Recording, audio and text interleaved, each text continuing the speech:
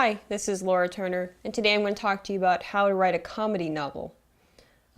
First of all, you need to read other comedy novels, and probably the best person to read is Mark Twain. You'll notice that in Mark Twain's comedy novels, he always has a premise for the novel that makes it funny.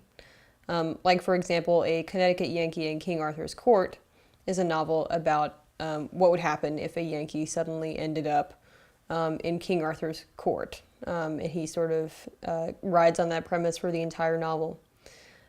So decide what your premise is and what makes it funny. Next, where will you set your novel? Will you set it in the real world? Will you set it in a fantasy world? Will you, like Mark Twain, sort of bend reality in order to put somebody back in time? And what about this region is funny? Capitalize on what is funny about the place in which you set your novel. Next, how can your characters lend to the comedy of the novel? In a comedy, you really should pick the right characters to provide the most mileage for your novel.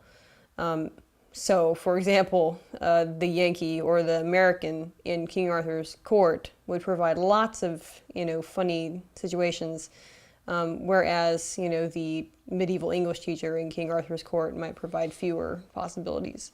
You see what I mean? So sort of choose your occupations of your characters and the characters themselves very carefully so you can get the most out of them.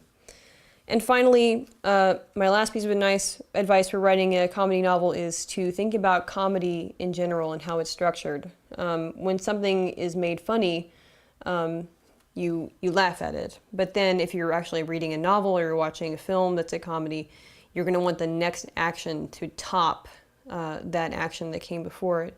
So think about how you can structure your novel so that people will continue to read so that because they know the next bit is going to be funnier than even the last bit was.